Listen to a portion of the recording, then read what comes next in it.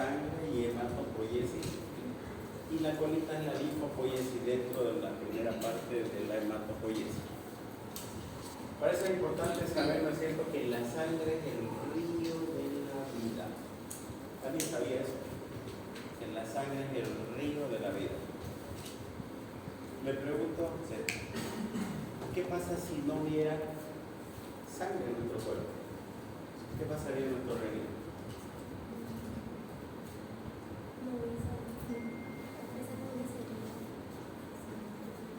Antes que la persona se muera, ocurre un sinnúmero de eventos.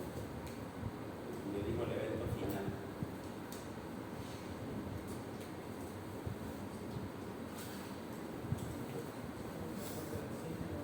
Tuviera transporte de oxígeno,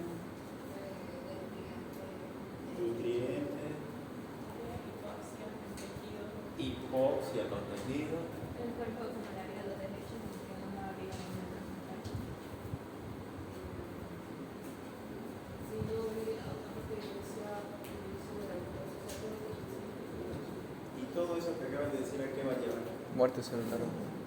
La muerte celular, ¿a qué va a llevar?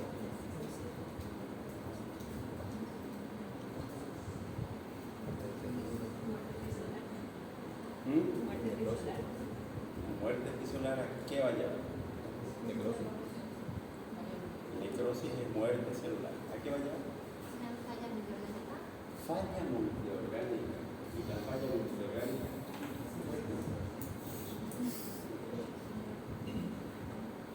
¿A tu producto final? ¿Qué es? Muerte. ¿No es cierto? Eso ocurriría, ¿no es cierto?, si no tuviéramos sangre en nuestro cuerpo, ¿no es cierto? Entonces, de ahí la importancia que deben saber de la sangre. El final, ¿no es cierto?, lo que se quiere conocer de la sangre es de que ¿qué transporta la sangre? A ver, ¿quién me puede decir? Tú, que ya esto es tu concepto fisiológico.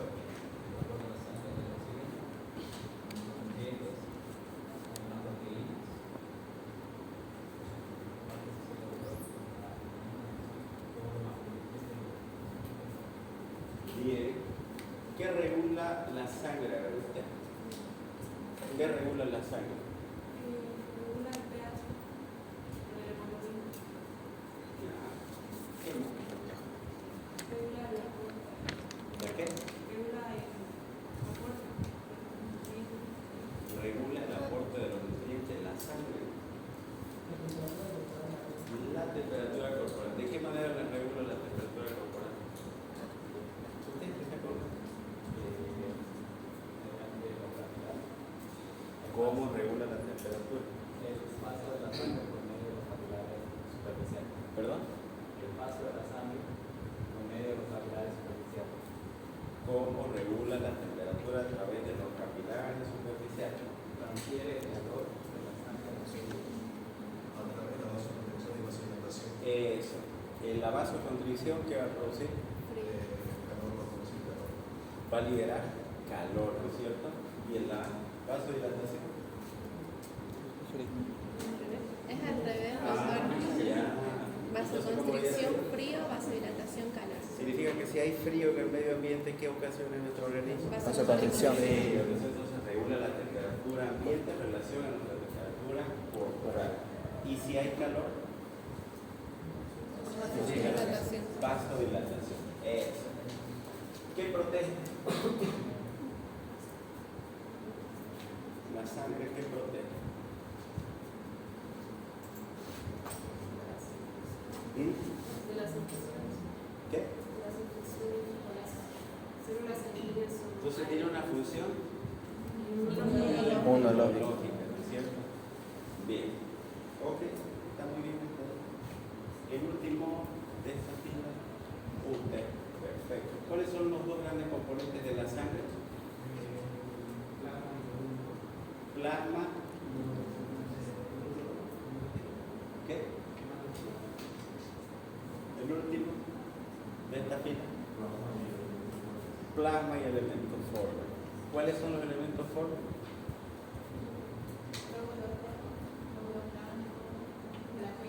Plaqueta. Muy bien. Sabiendo eso, usted que está de verde, ¿qué es el hemograma?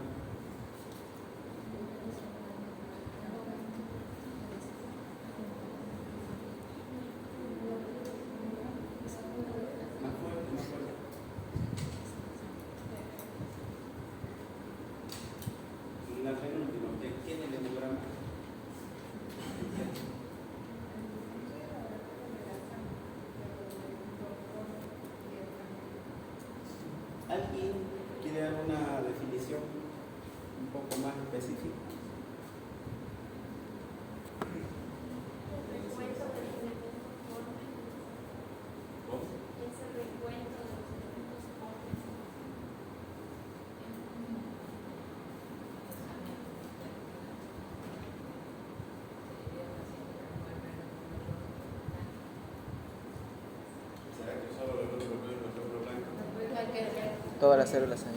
Entonces será entonces un estudio de biometría hemática.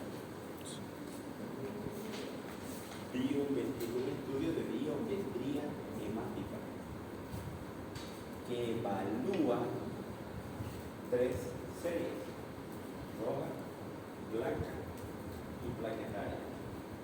¿Cierto? ¿Sí? Perfecto. Pero ese es el producto final, igual volvemos a lo mismo. Antes de eso ocurren ciertas cosas en la fábrica de estos elementos. ¿Qué se llama la fábrica de estos elementos? Médula ósea. ¿Ah? Médula ósea. Médula ósea. Exactamente en qué lugar de la médula ósea que se producen los elementos forman. En el microambiente medular. ¿Quién dijo microambiente? ¿Qué hay dentro del microambiente medular? Podemos encontrar unos componentes, uno celular y otro celular. Componentes celulares y celulares, ¿no es cierto? Perfecto. Entre los celulares podemos encontrar fibroblastos, macrófagos, células adiposas y otras también que son más cargadas de grasa. Y entre los acelulares, más que todo, encontramos algunas proteínas de conexión como la fibronectina, la neftina y también los reguladores, estimuladores y inhibidores. Perfecto. Entonces son las interleucinas, estimuladores e inhibidores. Eso va a hacer que entonces finalmente mis células sanguíneas se mantengan dentro del rango de la normalidad siempre. Ni estén bajas ni estén aumentadas, sino que estén dentro del parámetro normal. Para eso tengo que saber que existen 2 grandes compartimientos dentro de la médula ósea, ¿no es cierto? ¿Alguien sabe cuáles son los compartimientos? Mieloide y linfoide. A ver, la chica pase adelante, va a hacer todo el esquema de la serie mieloide y linfoide.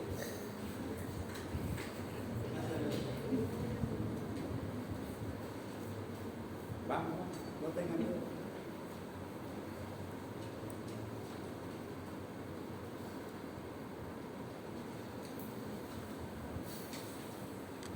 Toda la serie mieloide y linfoide.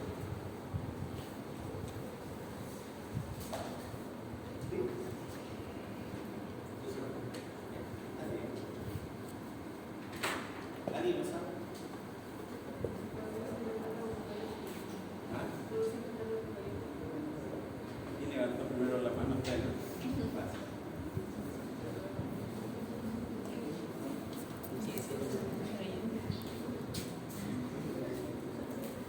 Supongo que se lo van a comprar. No creo que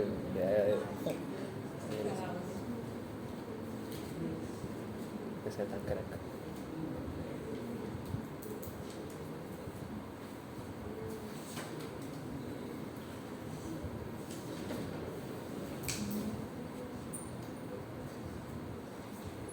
Qué buena esquema. Sí, está nombrado.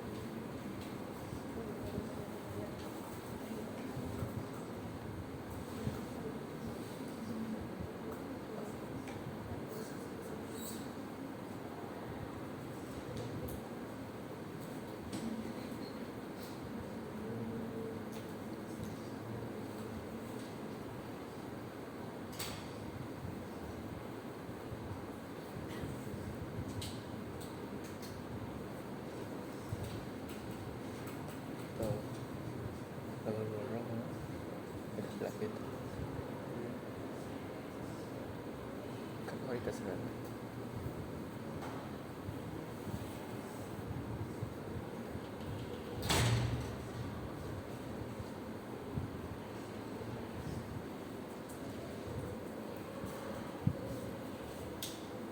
El de rojo. ¿Usted qué opina? Esos son todos los compartimientos de la médula ósea. ¿Quién dice no? Aunque ven y corrijan si creen que no está bien.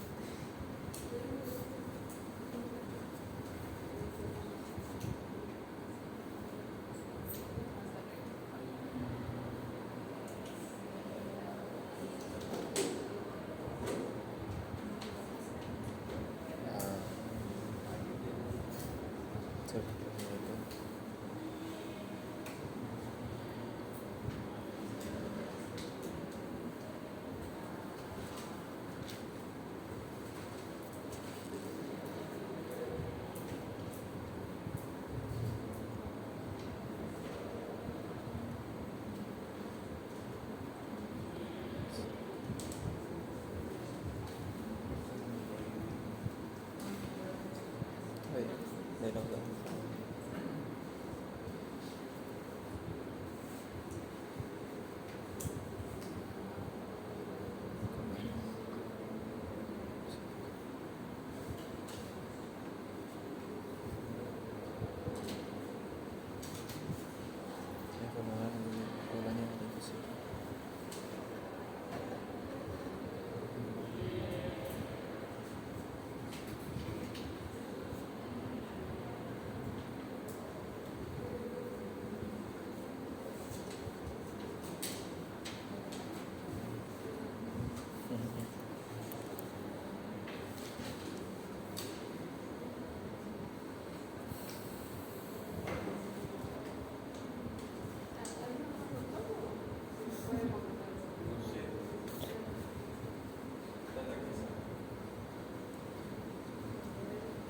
Todo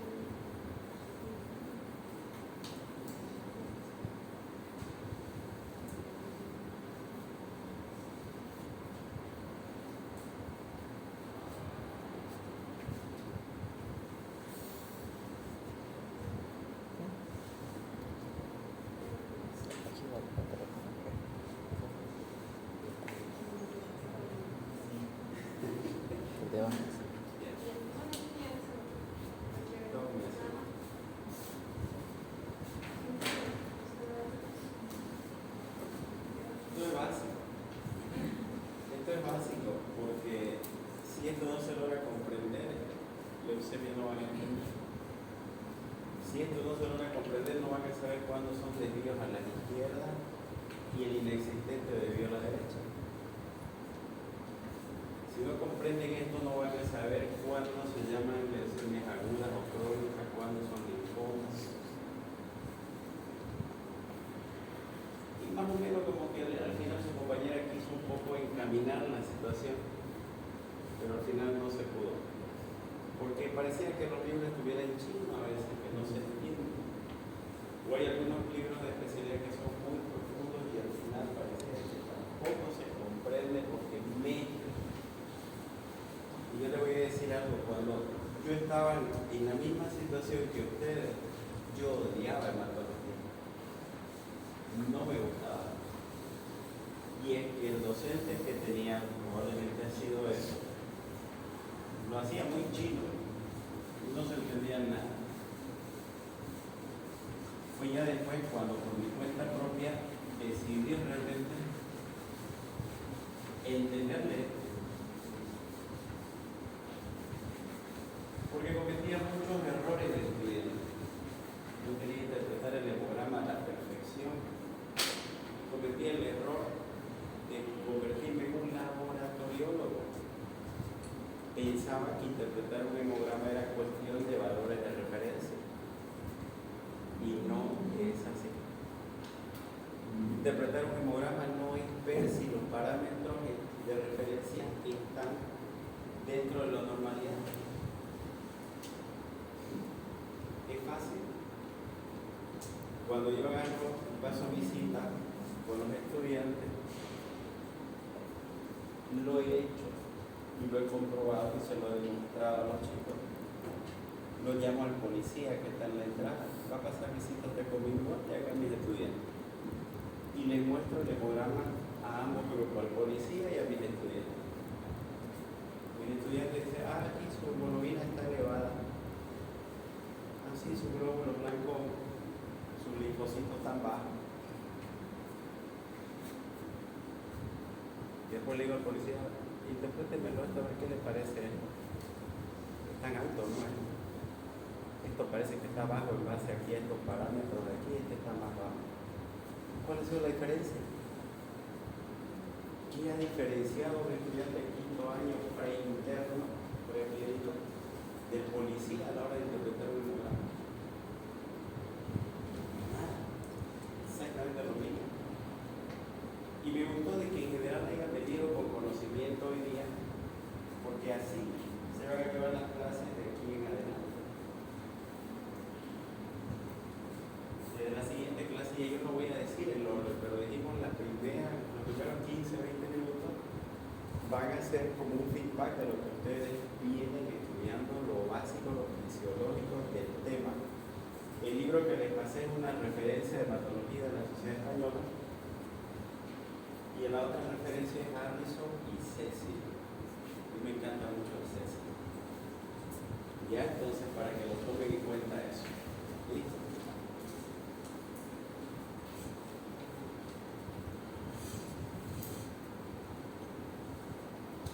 Bien, entonces vamos a tocar algunos puntos importantes.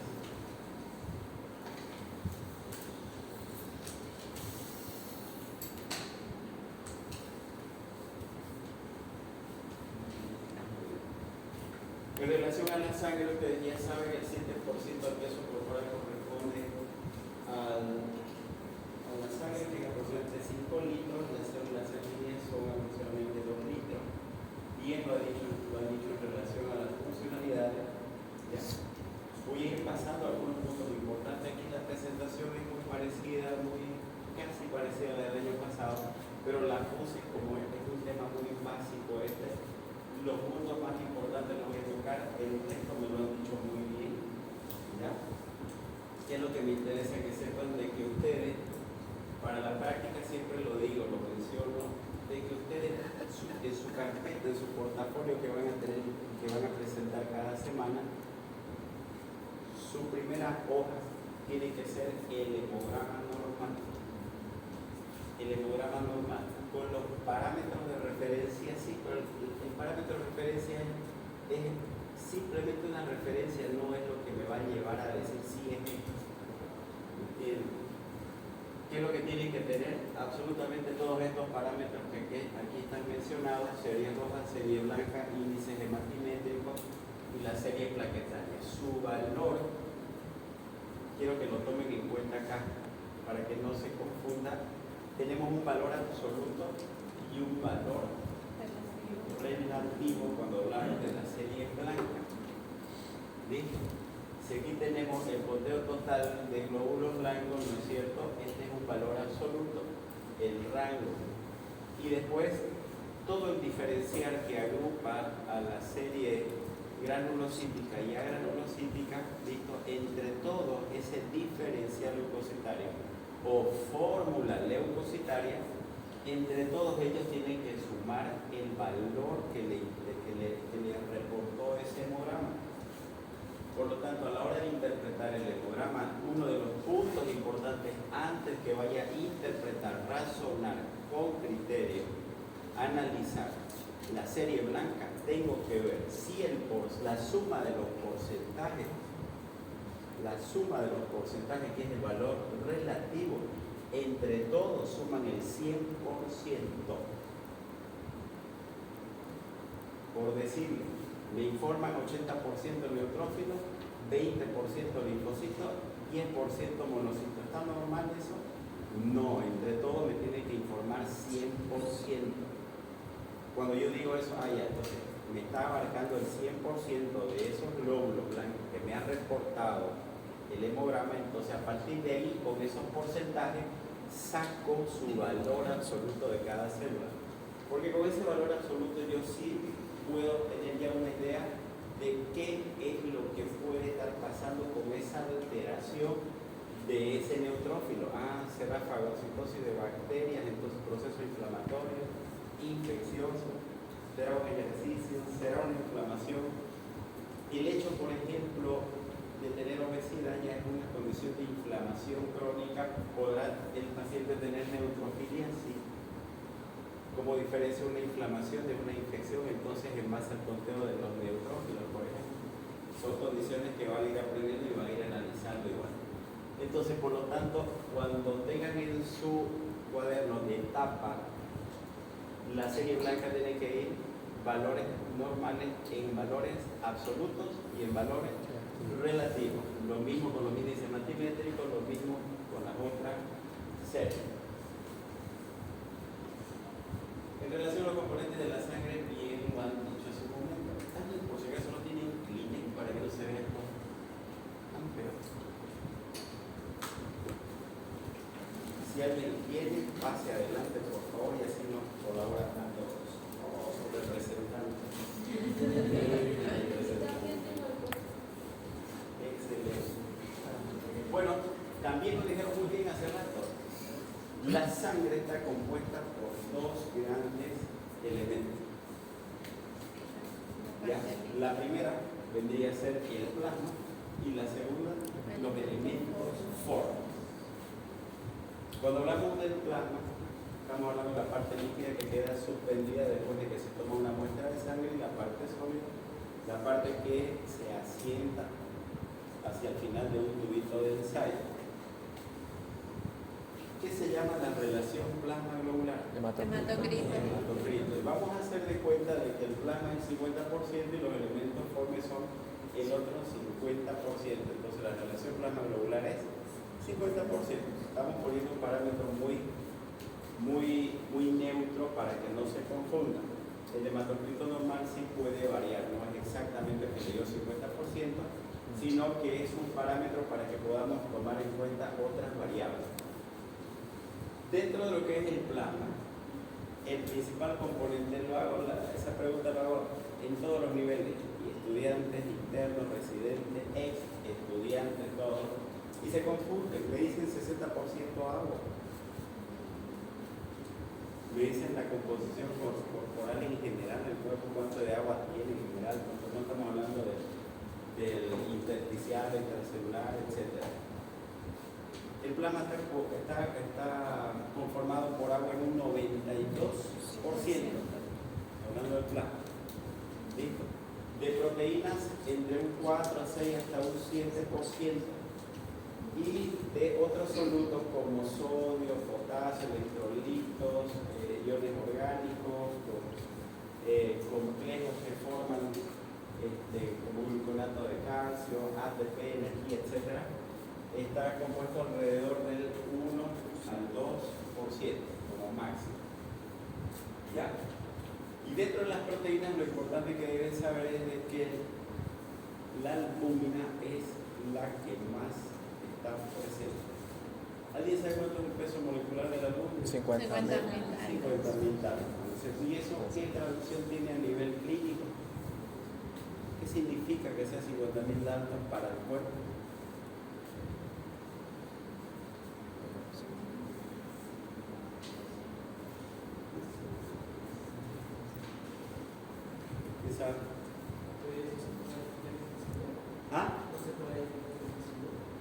No se pueda difundir con facilidad. ¿Alguien tiene otra opinión? Ese es 50.000 daltones, una molécula pesada. ¿Qué significa que pueda ser dentro de los vasos sanguíneos?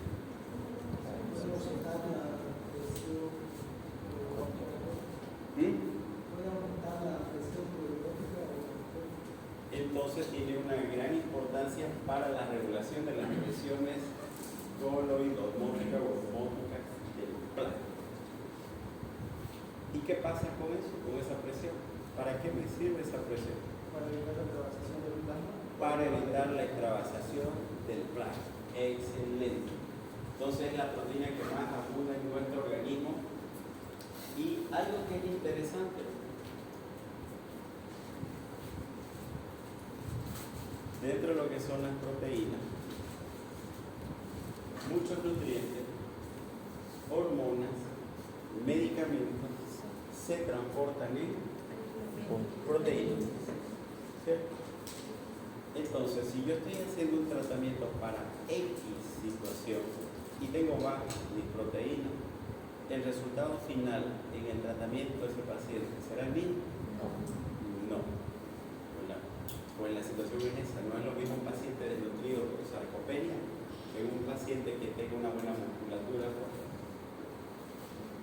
¿Sí? La globulina, lo propio, ¿no es cierto? Está más encargada de qué? Formación de qué cosa? De anticuerpos, ¿no es cierto? Perfecto. El fibrinógeno.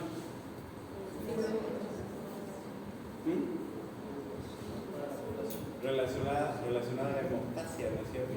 ¿A qué parte de la hemostasia? Primaria, secundaria. ¿Ah? ¿Eso es parte de qué parte de la hemostasia? Secundaria, ¿no es cierto? Perfecto. Bien, entonces aquí vemos exactamente lo mismo, ¿no es cierto? La escala del hematocrito, que no es más que la relación plasma globular. Y entre medio, ¿no es cierto?, la parte que se sienta entre el plasma y los elementos formes, tenemos lo que son las plaquetas y los glóbulos blancos. Algo interesante que ustedes deben saber es de que, ¿qué color es lo que predomina en los elementos formes? Rojo. Rojo, ¿y eso corresponde a qué? Lóbulo A los glóbulos rojos. ¿Qué porcentaje vendría a ser entonces el glóbulo rojo dentro de 99,9%. 99.9%. ¿Y los glóbulos blancos y plaquetas? 0,1. 0,1%. 0,1%. ¿Por qué es importante eso?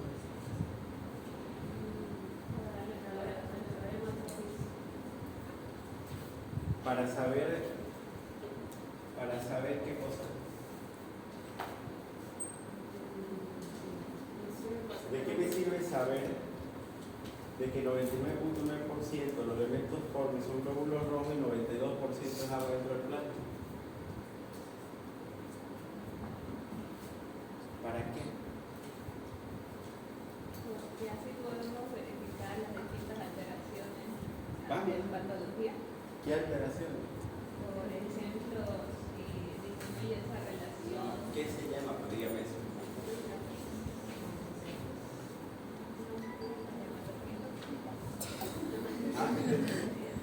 Vamos, en serio. Sí, ¿verdad? Sí, sí. ¿Por qué es importante conocerlo? Para poder verificar las distintas fallas en las distintas patologías. Si hay una desbalance entre esa relación plasma y elementos formes, más que todo el glóbulo rojo, contando al hematocrito podemos ver el por qué. Por ejemplo, si hay una menor cantidad de plasma y aumenta lo que es el hematocrito. O sea, Más o menos, pero no falta algo más importante. ¿Alguien quiere opinar? ¿Por qué es importante conocer esos valores? ¿Por qué es importante? Estamos diciendo que la relación del plasma con la concentración globular es el hematocrito.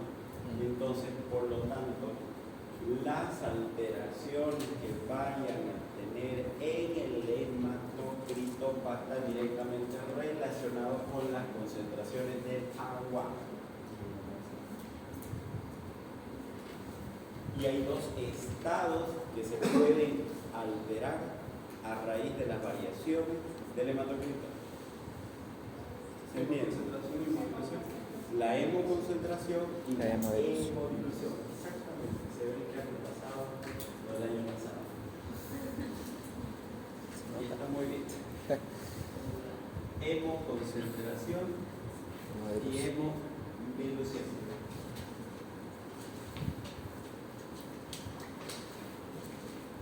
Si llega un paciente,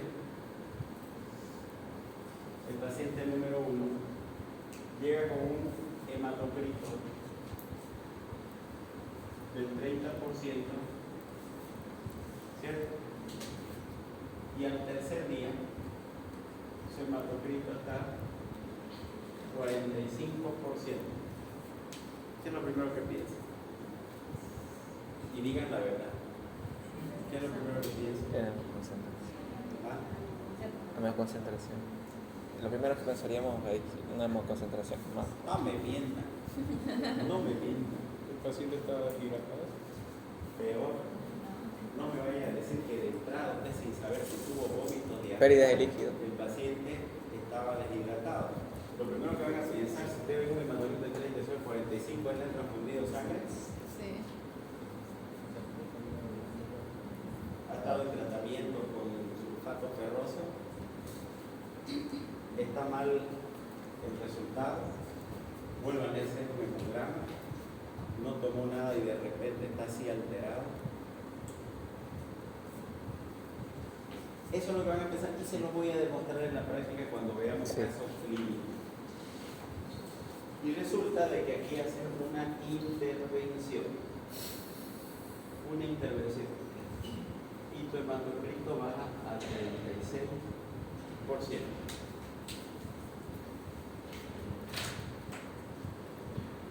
¿Qué ocurrió?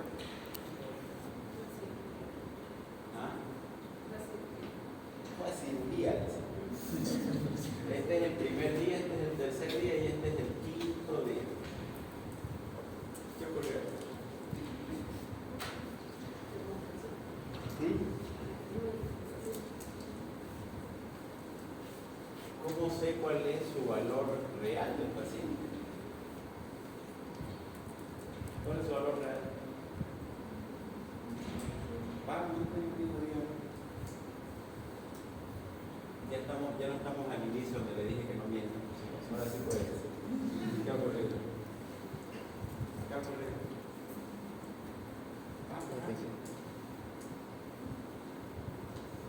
Eso es habitualmente lo que van a ver ustedes. Todos los hemogramas que veíamos, a ver, yo soy un fanático que le encanta ver si me piden valoración a mí por un potasio en un paciente que estuvo 30 días internado, voy a ver desde su primer hemograma. Aunque el potasio de anoche esté en 3.3, voy a ver desde el primero cómo estuvo. Y ahí voy siguiendo las escalas, las subidas y bajadas por relación clínica, y acá comienzo yo a hablar en chino, ¿cierto? Y en todas esas bajadas y subidas ustedes tienen que entender qué es lo que va a ocurrir con el paciente. ¿Ya? Y es fácil entenderlo, ¿cierto? Porque aquí el paciente puede ser que vino con diarrea, con vómito y estaba con fiebre. Aquí se hemoconcentró y de repente aquí lo hidrataste y bajó a su valor de referencia o estado de equilibrio. ¿Se entiende? Así, más sencillo podría ser. ¿Y cómo sé esas variaciones? Entonces, cuando yo tengo una hemoconcentración, es pues porque se ha perdido agua por cualquiera de esas situaciones, entonces da la apreciación de que esto es así.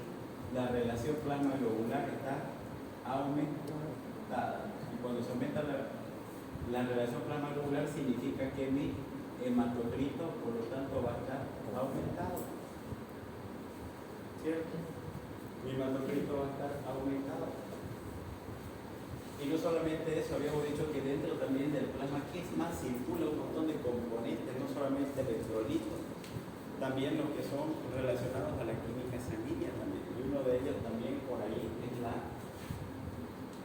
urea. Entonces por eso es de que cuando yo veo que me piden una relación, por decirle, por un tema de deshidratación, yo voy a ver rápidamente el hematocrito y la urea. Y se correlaciona tremendamente. El que está deshidratado tiene la urea elevada y tiene el hematocrito elevado. Es fácil darse cuenta. Y de repente aquí estaba con el hematocrito elevado, como lo ven allá, porque el paciente vino con cualquiera de esas situaciones. Y acá, ¿qué haces? Le vuelves a poner líquido y otra vez el paciente vuelve a llenar su plasma de agua. Y llegas a un estado de equilibrio. Y en ese estado de equilibrio, ¿cómo sabes que es equilibrio? Su ya está normal, no se está orinando, te fijas las axilas, tocas, entonces están húmedas, no solo la lengua, no la tomo en cuenta la lengua. En un adulto mayor, la lengua no es un buen parámetro de referencia para ver el estado de hidratación. Pero sí me sirve para saber si ya tomé deshidratación, si hay grietas o fisuras. ¿Listo? Entonces el hematocrito elevado y acá el tratamiento debería ser líquido. Y por otra parte, ¿qué pasa, no es cierto, si ocurre lo contrario? ¿Qué vendría a ser lo contrario acá? Hemodilución. Lo contrario vendría a ser de que tenga un exceso en la cantidad de líquido. Y que supongamos que viene hasta acá la cantidad de líquido. Y solamente esto sea de la apariencia de que esto solamente fuera la parte globular. Entonces la relación plasma-globular está disminuida. Esos son los estados de hemodilución. Por lo tanto, todo lo que ustedes saben, sodio, potasio, cloro, urea, etc., están acá, sobre todo el sodio está nadando. Si en esta cantidad yo tuve una adecuada concentración, la cantidad normal, pero agarro y lo diluyo en tanta cantidad, va a dar la apariencia de que tenga menos cantidad de ese electrolito. Por eso los pacientes que son cirróticos, renales crónicos, insuficiencia cardíaca congestiva, yo tengo lo que se llaman las hiponatremias dilucionales. Dilucionales. Y agarra, ¿qué pasa? ¿No es cierto? Ve una hiponatremia, listo, hay que meterle más sodio. Y resulta de que alguien por ahí capísimo agarró y dijo, no, pero este paciente con insuficiencia cardíaca hay que sacarle el exceso de líquido. Le sacan el exceso de líquido con diuréticos y de repente el sodio que estaba verdaderamente normal, no real, pero cuando agarran y entra en un estado de equilibrio, como le pusieron más sodio del debido, entonces ya lo terminan poniendo en hipernatremia. Entonces las variaciones que ustedes vayan a tener en estas dos cositas tan sencillas, hemoconcentración y hemodilución en relación al hematocrito de la urea, repercute tremendamente en la conducta terapéutica que ustedes van a hacer. En la conducta. Y si ustedes de entrada no analizan adecuadamente esto que les estoy mencionando, van a tener errores en su tratamiento. Ojo que aquí no estamos hablando nada todavía del tema de la anamnesis, estamos hablando de razonamiento y análisis. ¿Ya? Esto, bueno, ya lo han repasado también en relación a la hematopoiesis. ¿Qué es la hematopoiesis? Un mecanismo fisiológico responsable de la formación continua de los distintos elementos formes sanguíneos que mantiene dentro de los límites de la normalidad en la sangre. ¿Cierto? Y para eso tiene que pasar por tres procesos diferentes: proliferación, diferenciación y maduración. ¿Ya? Cuando ya maduran, ahí es donde uno lo ve en sangre periférica a la célula sanguínea como tal. Los diferentes lugares donde se produce, hasta la tercera semana la serie eritroide, sacobiterino, sexta hígado graso, las tres series eritrocíticas, leucocíticas, megacariocíticas, y después de las 11 semanas ya la médula ósea recién toma protagonismo, y a partir de los 2 años que es la médula ósea activa, donde se producen los elementos formen todos los huesos. Los dos lugares principales, el esternón y la cadera. ¿Listo? Bien lo han mencionado hace un momento en relación al microambiente medular que no se produce. Cuando les dije luego sobre los compartimientos celulares, estos son los compartimientos. Miren a su izquierda. Primero, los dos grandes compartimientos son mieloide y linfoide. Dos grandes compartimientos, mieloide y linfoide. Y es fácil entender si yo agarro y digo linfoide, solo linfocitos, y todos los demás elementos corresponden a la serie mieloide. Y todo parte de una célula hematopoyética multipotencial, o una célula madre. Y esta célula madre pluripotencial, ¿no es cierto?, es la que va a dar lugar a las células de la serie mieloide y a las células de la serie linfoide. Son células que no son reconocibles, tienen capacidad de autorrenovarse y constituyen el 0.4% de todas las células de la médula ósea. Ahora, si se fijan ahí, solamente el 5% está activo y el 95% inactivo de esa célula madre. ¿Por qué así? ¿Por qué el 95% está inactivo? Para que se produzcan a demanda. Para que se produzca solamente lo necesario. Solo lo necesario. Y entonces mi organismo es tan sabio, ¿no es cierto?, de que sabe cuándo ya está en parámetros de referencia. Hay foquitos que se prenden cuando ya todo llegó a la normalidad. Por ejemplo, uno de los foquitos en relación a la serie roja, ¿cuál sería?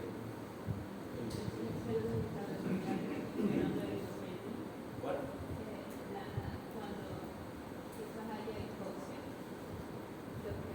No, cuando dice que ya todo está lleno, que todo está perfecto. La exidina. La exidina. La exidina es una hormona que se produce en el hígado a través de la estimulación de la interleucina C. A través de la estimulación de la interleucina C. ¿Y eso qué va a hacer? De que la exidina agarre y mande señales a tres lugares, a nivel del intestino, las velocidades intestinales, a nivel del hígado y a nivel del sistema cosmético mononuclear, a una estructura que es como una puerta que se llama ferroportina. Y la ferroportina que va a decir, bueno, ya estamos llenos, cerremos, ya no entra ninguna molécula de hierro al cuerpo, hígado, está lleno ahí, tranquilo, está cerrada la puerta, vaso, está cerrada la puerta, no se moviliza más nada. Y de ahí se manda la célula médula ósea, listo, está todo completo, el circuito funcionando. Es una forma de que se mantiene en rangos de normalidad su hemoglobina principalmente. Ahora, cuando ahí ocurre un déficit de algún elemento celular, entonces es ahí donde las interleucinas estimuladoras del microambiente celular, su elemento acelular que producen las interleucinas, dependiendo del tipo de célula que sea, va a ir a estimular a la célula madre, ¿no es cierto?, para que se active y comience a dar lugar a la cascada de activaciones de los distintos elementos fórmicos. Entonces aquí tenemos la célula madre, como hemos dicho, y esta va a dar lugar, es como si fueran estos las células progenitoras, ¿no es cierto?, ¿de dónde vienen? Vienen de, es como que si tuvieran ustedes su abuelita da lugar a su mamá, y su mamá, ¿no es cierto?, da lugar a ustedes, ¿no es cierto? Entonces tenemos acá la abuelita, luego acá sus progenitores de ustedes. ¿Cómo lo van a diferenciar? A través de UFC. ¿Quién mira UFC acá? UFC, pelea, lucha. Anderson Silva, Conor McGregor, Oliver. Macachete. UFC. La unidad de formadora de colonia, ahora su papá. Y ustedes pueden tener un hijo, dos hijos. Ese es su límite. ¿Ya? Y entonces a eso se llama unidades formadoras de colonia, ¿no es cierto?, que puede ser comprometida con una línea celular o comprometida con dos líneas celulares. Y dependiendo de la línea celular con la que se vaya a comprometer ese progenitor, ¿listo? Es como que algunos son López, otros son Martínez, etc. De acuerdo a eso, voy a tener diferentes estadios de diferenciación. No es lo mismo nidito que prekinder, kinder, ¿no es cierto? Y después entren, salgan del colegio, después del colegio a la universidad, y de ahí posgrado, etcétera, ¿no es cierto? Hasta que se especializan. Ustedes han pasado por todo ese circuito. De repente alguien a los 6 años que dice, no quiero yo ser médico, entonces bueno, va a seguir todita esa línea. Sale del colegio y le dice, vete a medicina, va a pasar primero, segundo, tercero, cuarto, quinto. Y de ahí no, dice, yo quiero ser intensivista. Bueno, se va a especializar usted para ser intensivista. Y usted se va a especializar para ser neutrófilo, y usted para ser glóbulo rojo, y usted para ser plaqueta. Y de la misma forma, entonces, a partir de ahí ya comienzan a aparecer lo que son los precursores. Y los precursores son los que se van a tener la diferenciación con el sufijo blasto. Eso es lo que lo diferencia de una célula progenitora. Entonces, Si hablamos de progenitores de la serie eritroides, unidades promotoras de colores eritroides grandes, pequeñas, comenzamos a tener a sus precursores, protonormoblastos, normoblastos basófilos, normoblastos policromatófilos, ortocromáticos, se sale su núcleo, se eyecta su núcleo de la célula y después 48-72 horas se convierte en una célula todavía joven. Significa que todavía es un L1, L2. Listo, y después agarra, listo, está preparado usted para ya ir a ejercer su función, su especialidad solo allá afuera, listo, se convierte entonces en eritrocito. Pero de repente hay un residente que está rebelde y ya quiere trabajar y quiere ganar más que el propio terapista, entonces ese se va a arriesgar, ese es el reticulocito, una célula joven que todavía está inmadura y que tiene limitada funcionalidad. ¿Okay? Entonces, los blastos se caracterizan por tener el sufijo blasto y no se ven habitualmente en un hemograma. No se ven, no son reconocidos. Y por último, la célula madura funcionalmente reconocible. Y esto habitualmente se ve así, de esta manera, ¿no es cierto? Los libros lo han debido ver ustedes así y es lo mismo. A partir de una célula madre pluripotencial se amiloide linfoide y a partir de ahí comprometida con una línea o dos líneas celulares, luego aparecen sus precursores que después de terminado cierto tiempo comienzan a especializarse en una determinada célula. Y es que lo que pasa es que la serie mieloide está topográficamente más hacia el lado izquierdo y la serie linfoide la pusieron hacia el lado derecho. De ahí que aparece que tenemos los famosos granulocitos que están hacia el lado izquierdo con su célula que predomina, que son los neutrófilos y las distintas células granulocíticas que la acompañan, los neutrófilos, eosinófilos y basófilos. ¿No es cierto? Por eso se llaman estos granulocitos. Y de ahí viene, ¿no es cierto?, de que en un hemograma, cuando yo tengo un aumento en el conteo de los neutrófilos con los conteos total de leucocitos, leucocitosis, con neutrofilia, listo. Hay un punto aparte que hace que yo pueda decir desvío a la izquierda, ¿alguien sabe? Callado, La presencia de callados. ¿Qué son los callados? Son células inmaduras de quiénes? Pero neutrófilo. De los neutrófilos, ¿no es cierto? ¿Qué otro nombre reciben los callados? Bastones. Bastones. ¿Qué otro nombre reciben? Segmentado. En banda, ¿no es cierto? En banda lo llaman los brasileros o muy pocas veces como callados. Más en banda le dicen los brasileros. ¿Listo? Perfecto. El microambiente neural, los elementos celulares ya me lo comentaron muy bien. Bueno, luego una célula de no puede ser reconocible eventualmente en un microscopio, pero sí a través de inmunofenotipo para poder diferenciar exactamente el tipo de célula. Es como que si fuese de cada célula su número de carnet. Y ese número de carnet puede tener 7 números. Solamente que acá una célula puede tener distintos números. Ya, por ejemplo, acá los megacariocitos son los CD41, que no son lo mismo que las interleucinas, son inmunofenotipos, es una identificación con la que ellos nacen, en otras palabras.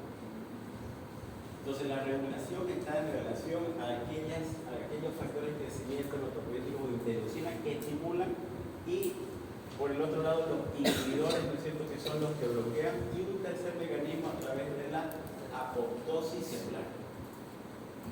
¿Será que hay alguna enfermedad en la cual se bloquea la apoptosis? La muerte celular programada, o todos estamos programados para que todo ocurra en algún momento. ¿Cuál?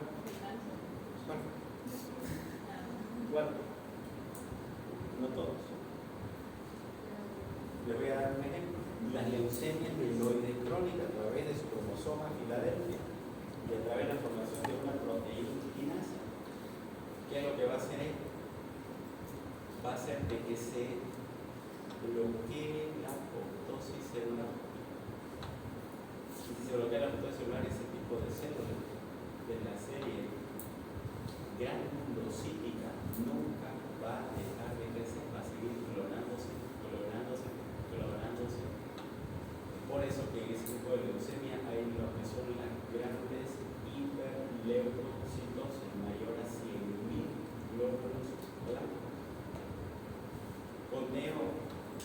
tremendamente elevado. Y esa es una de las causas por las cuales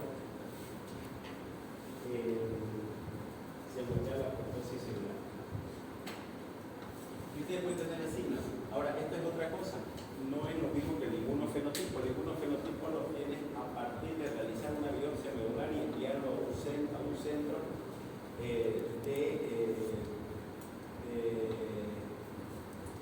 especializado hematológico para que puedan hacer inmunofenotipificación de biología molecular. Y eso lo hacen en La Paz, acá en Bolivia. Se meten en La Paz, ¿no? Los hematólogos lo llegan allá a La Paz. Y el resultado llega después de unos 2-3 días. Estamos hablando de inmunofenotipificación. Cuando hablamos de las interleucinas, son estimuladores de una línea celular, ¿ya? Para que trate de entrar en un equilibrio. ¿Listo? Cuando hablamos de células específicas, por ejemplo, linfocitos, neutrófilos, habíamos dicho, ¿no es cierto?, de que por decirles, yo me enfermo, me da una gripe y para ella tienen que entrar, ¿no es cierto?, una bacteria o un virus, dependiendo cuál sea, de la gente que ha ingresado, mi sistema inmunológico tiene que responder frente a ese ingreso de ese patógeno o antígeno. Y ahí es donde aparecen interleucinas que van a estimular a la médula ósea para que se produzcan linfocitos y se cree todo el circuito que vamos a ver a continuación. Entonces, para eso sirven las interleucinas estimuladoras. Y no es de que todas las interleucinas, dependiendo del tipo de célula que sea, van a llevarlo a la normalidad. Por ejemplo, si tenés anemia, una mujer que por los ciclos menstruales tiene tendencia a tener anemia leve, normocíclica, normocrómica, por los procesos crónicos no patológicos de las menstruaciones, causas hipotéticas, no significa que su hemoglobina la vaya a llevar a la normalidad, va a llegar a un estado de equilibrio con el cual no le produzca una descompensación. Puede ser que su estado de equilibrio vaya a ser de que se mantenga en 11, que se mantenga en 10, dependiendo de la cantidad que vaya teniendo. Las interleucinas van a ir estimulando la serie eritroide para compensar hasta el momento que no sientan que hay hipoxia tisular. ¿Se entiende? Cuando ya hay hipoxia tisular se produce la eritropoyetina para seguir estimulando más cantidad de glóbulos rojos. Pero en el momento que el organismo detecta que ya todo está regulado, entonces deja que se la hormona y entraste a esa adaptación a ese valor. ¿Ok? La regulación entonces se hace también a través de diferentes factores inhibitorios, prostalandina, isoferritinas, lactoferrinas, interleucinas 10, factores de necrosis tumoral alfa, interferones, principalmente estos tres, que están relacionados sobre todo a uso en la práctica en la leucemia para frenar, bloquear las replicaciones, las clonaciones de las células anormales. Y por último, la regulación de la hematopoiesis a través de las moléculas de adhesión, las funciones de las capas, ¿cierto?, que son las mismas moléculas de adhesión celular. Esto ya lo vimos, la apoptosis celular. Ok, entonces aquí ya ustedes muy bien lo han dicho hace un momento, en situaciones poniendo en práctica lo que son la eritropoyetina, una hormona que se produce exactamente en qué parte del riñón. Células yuctaloglobulares, ¿no es cierto? Y en situaciones de hipoxia agarra, se estimula y va y lo libera y va hacia la médula ósea para estimular la producción de mayor cantidad de glóbulos rojos. Perfecto. Esto lo vamos a ver más adelante, sin embargo, los usos de la eritropoyetina de forma general son 3, no 4. Antes había lo que es la autotransfusión, pero lo que más se utiliza para que se entienda procesos infiltrativos, procesos inflamatorios, procesos oncológicos, todo aquello que es crónico o subagudo o infiltrativo o con la genopatía, ahí participa la eritropoyetina. Ok, aquí vamos a fijar los final.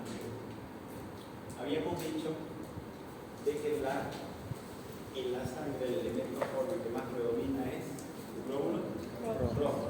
¿Y el porcentaje que es? 99%. Por eso estamos hablando a nivel de la sangre. A nivel de la médula ósea, los porcentajes son diferentes. ¿ya? De la serie eritropoyética estrecha del 5% granulocítica 60-65, por eso que la relación granulocito-eritroide es 2:1. Lo que le decía hace un momento, en relación, por ejemplo, entrando a lo que es la serie linfoide, ¿ya? Normalmente está estimulada o no la serie linfoide. No está estimulada, ¿no es cierto? Está en el pozo, su célula madre del estímulo linfoide, ¿no es cierto? Y para eso el factor estimulante, ¿no es cierto?, tiene que aparecer. Entonces tiene que aparecer ¿cuál? La interleucina 3, factor estimulante, colonia, granulocito, monocito, que hace sinergia con la interleucina 6. De ahí pasa la célula Stem de ser inactiva a ser activa. Ahí estamos hablando entonces de qué porcentaje de las células pluripotenciales fue que se activó, de ese 5% que corresponden al 0.4%, ¿cierto? Entonces dio lugar gracias a la interleucina 3 y 2 a los progenitores mediaformadores de colonia y se diferenciaron, ¿no es cierto?, el linfocito B y T, el B el plasmocito y finalmente para la producción de anticuerpos. Cuando hablamos de la linfopoiesis entramos exactamente en la misma línea, unidad formadora de colonia de la serie linfoide, ¿no es cierto?, de ahí sus progenitores para la línea B y T, que son los ProB, T, y ahí aparecen sus precursores, que es facilísimo, el linfoblasto B, el linfoblasto T, ambos se convierten en prolinfocitos que son más chiquitos, y de ahí cada uno se convierte en linfocito B, en plasmocito o linfocito T. El linfocito T es el primero, el linfocito B es el primero que va a salir y se va a ir a hospedar, ¿en dónde? En el tejido linfoide, mientras que el linfocito T va al timo y termina de madurar, ¿no es cierto? Entonces de esta manera como que este va a madurar y se va al tejido linfoide y ahí es donde vive en gestación. Entonces esta respuesta inmune se va a desencadenar así, ¿no es cierto? Dentro de un linfonodo lo que tenemos nosotros no son folículos linfáticos, áreas paracorticas, y que es lo que tenemos estos tres tipos de células, los T, los B y los plasmocitos que son parte de los B. Dentro de un linfonodo, ¿no es cierto?, hacemos un corte sagital, lo vemos acá el folículo linfático, y es aquí exactamente que cuando ingresa un antígeno se mandan las señales acá. La interleucina primero agarra y va a ir a producir los linfocitos B, los linfocitos T, y posteriormente se va a ir al tejido linfoide, específicamente al folículo linfático, y dentro del folículo linfático tenemos tres zonas bien diferenciadas, una zona marginal, una zona del manto y un centro germinativo. Este linfocito B, que es virgen normalmente, para que se produzcan cualquier tipo de inmunoglobulinas, tiene que entrar dentro de la zona germinativa hacia una célula que se llama centroblasto. Ahí es donde se producen las inmunoglobulinas, en el centroblasto. Entonces, ¿qué significa para fines prácticos? Que esta es la que más suele crecer, el centroblasto. Pero esta es la que no puede salir hacia la zona germinativa porque es muy grande. Porque significa que cuando ustedes le dan una faringoamigdalitis y se palpan en la región submaxilar o submandibular, una bolita, y ustedes dicen, ay, se me creció un ganglio, lo que están palpando en realidad es un centroblasto de un folículo que ha crecido. Entonces ese centroblasto agarra y la hemoglobina que ha producido lo va a pasar al centrocito y lo va a sacar hacia el centro germinativo. Eso es lo normal. Pero si esa inmunoglobulina, ¿no es cierto?, se va y se coloca en el centro, en la zona marginal, cuando usted se expone por primera vez, esa célula va directamente a reconocerlo, a cuál ha sido el antígeno que ha ingresado en esta ocasión. Y vuelve, ¿no es cierto?, para producir mayor cantidad de defensas que vayan a reconocer a ese agente que ha ingresado. Y de repente pasó su ciclo de 5 o 7 días del proceso viral y el resto, ¿no es cierto?, creó una memoria alrededor de la zona marginal donde se quedaron ya con el reconocimiento, le sacaron foto a ese antígeno y dijeron que lo vamos a tener ya fichado por si la próxima ingresa ya sabemos cómo controlar. Por eso que la segunda vez que agarras que ingresa ese mismo agente a tu organismo, tu respuesta fisiológica va a ser mucho más fuerte. Porque ahora me resfrié y me tiró a la cama. una vez, que ingresó nuevamente, si bien lo reconoció, pero ya tenía tanta memoria inmunológica que fueron con fuerza para querer destruir o neutralizar al enemigo. Entonces, también sabemos que dentro del tejido linfóide hay un tejido linfático asociado a la mucosa. Y en cualquier parte donde haya mucosa también tenemos ese tejido linfático y por lo tanto hay linfocitos T y linfocitos T. Ahora, si hay un crecimiento normal de cualquiera de estas dos líneas celulares dentro de este tejido linfático asociado a la mucosa, ya entonces van a desarrollar los tumores oncológicos de este tejido linfático que se llama linfoma. Entonces los linfomas por eso que se clasifican en dos grandes grupos, de la línea T y de la línea B. ¿Ya? Y entonces, por ejemplo, los tejidos, los linfomas van a estar relacionados con un componente genético asociado a una condición en la que se lo exponga. Si hay una condición genética a nivel de la mucosa gástrica y de repente entra el Helicobacter pylori, pues probablemente se desarrolle un linfoma gástrico.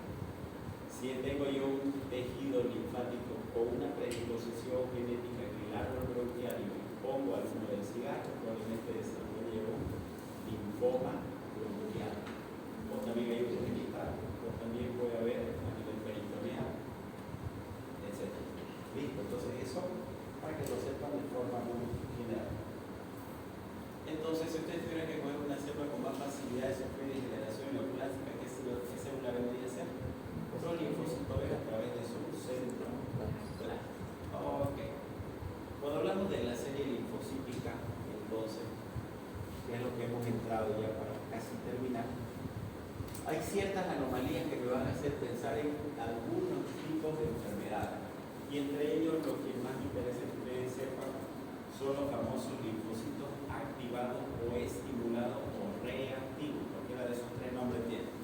Estimulados, activados o reactivos. Y esto no es que ustedes vayan a ver al microscopio, sino que en el hemograma abajo van a ponerle observaciones por nota. Se observan linfocitos activados. Y cuando me informen eso, ustedes tienen que pensar en cualquiera de las enfermedades virales de los síndromes mononucleósicos. Y dentro de los síndromes mononucleósicos está Steinbach, citomegalovirus, Chagas, toxoplasmosis, etc. ¿Listo? Entonces, las alteraciones cuantitativas de la serie linfoide no están en relación al valor relativo. ¿Ven un porcentaje acá? No, está en base al valor absoluto. Por eso las linfocitosis son cuando el conteo de linfocitos es mayor a 4.000 y linfopenia menor a 1.000. ¿Dónde es la fábrica de los elementos formes? En la médula ósea. Por lo tanto, cuando el problema nace en la médula ósea, es primario. O algunos lo llaman, en algunos libros, causa central. Cuando el problema no está en la médula ósea, se denomina secundario, o en algunos libros, reactivo. Me quedo más tranquilo. Cuando es primaria, entonces están las leucemias, linfocítica aguda, crónica, leucemia, leucemias agudas, etc. Cuando es reactiva, entonces tiene una serie de situaciones, la síndrome mononucleósico, que esta es la mayor cantidad que puede agrupar cualquiera de estas enfermedades. Pero aquí es lo que me voy, que aquí hay un proceso vital. ¿Ya? Borde de la linfocitosis persistente, trastorno autoinmune, cáncer, tabaco, inflamación crónica. Ojo con este detalle. En las neutrófilas también hay por inflamación crónica. También hay por el tabaco. También puede haber por cáncer. Trastornos autoinmunes sí. Puede haber linfocitosis en trastornos autoinmunes. Pero en el lupus ocurre lo contrario, más bien están descendidos, o en el síndrome de Felty también están descendidos. ¿Alguien sabe qué síndrome de Felty? Se ve que solamente han leído para abajo. Se caracteriza por neutropenia, esplenomegalia y artritis reumatoide. Citopenias periféricas en realidad, ¿no? Y entonces no se cumple lo que dice acá, porque aquí es linfocitosis. Entonces hay que tener mucho cuidado a la hora de la interpretación general. Y el uno le llama linfocitosis por ejemplo cuando hay falla cardiovascular o insuficiencia cardíaca.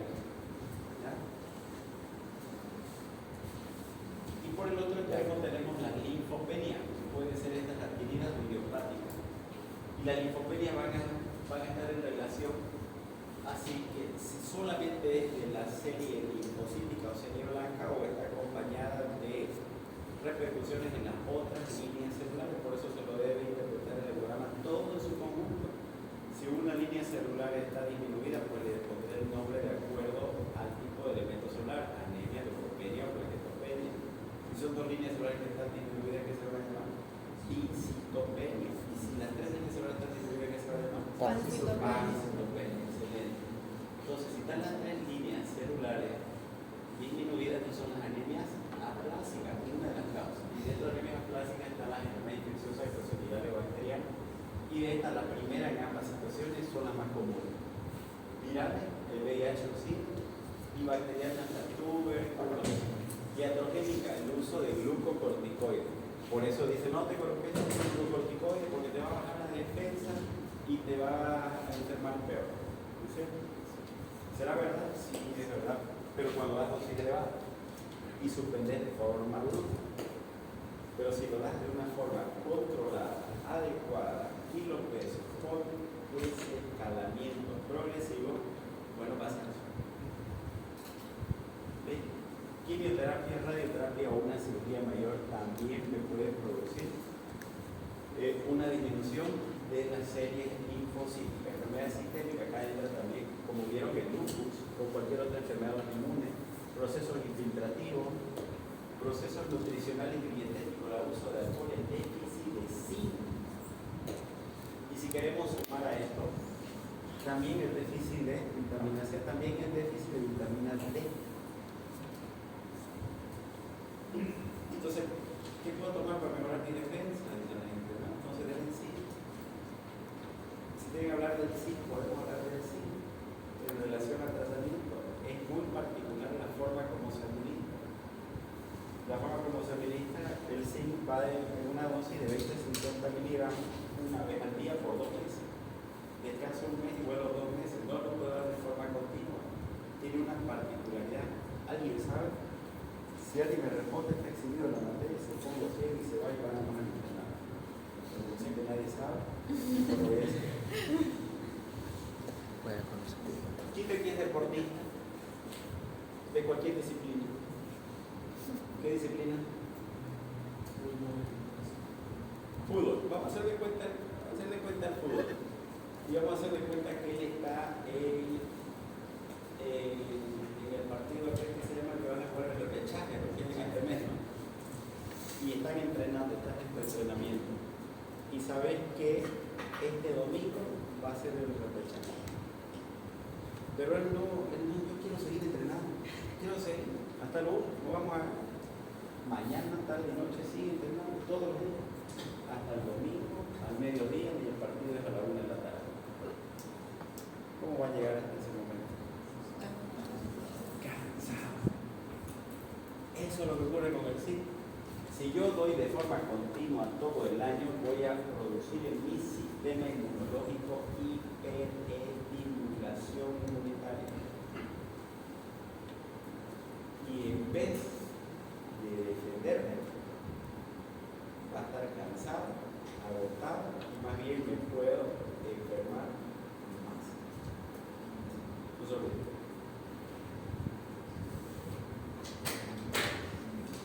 ¿Cuántas familias tenemos? 2. Se agrupan las familias, todas las familias que están inscritas. Vamos, todos quiero los grupos de 7 ahora. ¿Qué votaron? Vamos a entrar en la discusión de casos clínicos.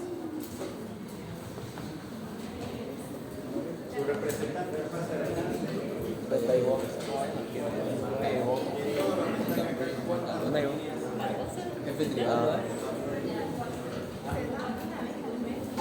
Las 4 familias se agrupan